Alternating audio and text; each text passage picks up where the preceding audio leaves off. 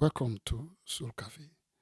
Uh, the other day, I was talking to a loved one about the issue of fear, and I was asking how would this person tackle fear. And being a Christian, the person said, you just stand against it, you know, refuse it, and that kind of a thing. So I said, can I show you a way to drive out fear? The person said, okay, let's talk about it. So I said, all right, let's talk about it. So today, let's talk about it. Driving out fear. How do you drive out fear? You can renounce fear, you can refuse fear, you can, but it may just hang around you like a puppy and follow you around. So how do you drive it out? How do you kind of handle it? And it's a kind of another way entirely that I would like you to see today. We're going to go to the book of First John, and then we'll start give us some things we can do to drive out fear. And we'll tell us what will actually drive out fear. Let's go to First John 4, verse 17 to verse 19. Listen, it says, love has been perfected among us in this, that we may have boldness in the day of judgment. Because as he is, so are we in this world. There is no fear in love, but perfect love casts out fear, because fear involves torment. He who fears has not been made perfect in love. We love him because he first loved us. Very interesting. Very interesting. Yeah, we call fear a spirit and it's the devil. We need to resist it. But from this First John chapter 4, John was dealing with fear like a form of darkness. And when you have darkness in the room, you just can't pack it out. You can't just, the only way to stop darkness in the room is to put on the light. When you put on the light drives out the darkness. All right? Now, he says, there is no fear in love. Wow. So, love and fear are opposite. When you are afraid, there's no love. When there's love, there's no fear. Now, I said something very interesting. Let's go back there and read it. He says, then, but perfect, last verse 18, perfect love casts out fear or drives out fear, because fear has torment or involves torment. So, if I want to drive out fear, I must bring more of love in. That sounds really way out.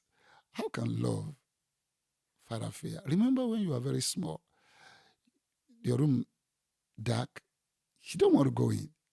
Then your dad says, oh, let's go in. And you just relax. Now, you think there's a monster there. Don't you think it could just wipe out you or your dad? But that presence makes the difference. That presence makes the difference. Your dad just say, let's go. And then you have companionship. You go through it. You know that somebody's committed to you. In the same way, you have to see that to really deal with fear, there's no fear in love. And perfect love casts out fear. So the more your love is perfected, the more fear is driven out. Now, if you look at verse 17, it gives us something strange there to read. Let's go back there. It says, love has been perfected among us in this, that we may have boldness in the day of judgment, because as he is, so are we in this world. There's no fear in love. Now, what is saying over there? He's saying that love has been perfected among us. Let me explain about perfect love. People think that perfect love means you get to a particular level that you attain, that you will now become fear-free. Rather, perfect love means complete love. You see, love is not complete until the beloved receives the love from the lover. You see, when love is present, there is the lover, there is the beloved. Now, when the lover is loving the beloved, the person is loving, that love is still hanging in the air. The moment that person that's beloved receives the love, that love is complete. The circle is complete. So the Bible is saying this, that we should complete the circle of love. That means God loves us, God cares about us, but if we don't accept it, embrace it, and welcome it, that love is not perfected. You see, just like the same thing, your dad says, let's go to the room. You embrace that love of your dad or your mom entering that dark room, and you know that you cannot be bold. It just comes to you, just be bold. You just go with them, and then they put on the light, and then you sit in there, and then you just be with them, and they be with you. No wonder God says, fear not, for I'm with you. Isaiah 41 verse 10. Fear not, for I am with you. My presence is there. So you have to receive that love. and welcome that love, because perfect love casts out fear. That means completed love. When you start receiving love of God, it makes all the difference in the world. Now, you may say, how do that? You see, before we go further, fear involves torment. That means you will not get what you are after because you are not loved. That's the real truth of this thing. If you know God loves you, if you know God cares about you, and you are really welcome and embrace it totally into your heart, then boldness will come in. Now, if somebody promises you some money and you know they are very committed to you and they love you, you'll not worry about it anymore. You just go and give thanks. But if the person is unreliable and unstable, your worry just to start. So perfect love, complete love, drives out fear. And I love what he says, the last thing over there we read in verse 19, chapter 4, 1 John. Listen to this. We love him because he first loved us. We're not trying to coerce God to love us, but he loved us before we even loved him. So let's talk about perfecting love that drives out fear. So you have to, first of all, accept the love of God. What does that mean? You see, when you worry about tomorrow, what will happen to you? Remember this. God said, I will never leave you nor forsake you. Embrace that. Make it complete. Let God's love be perfected. God cares about it. God loves you. He said, for the Father himself loves you. John 16:27 said that. John 16:27. For the Father himself loves you. Now, you have to accept that love. Are you sure of your tomorrow?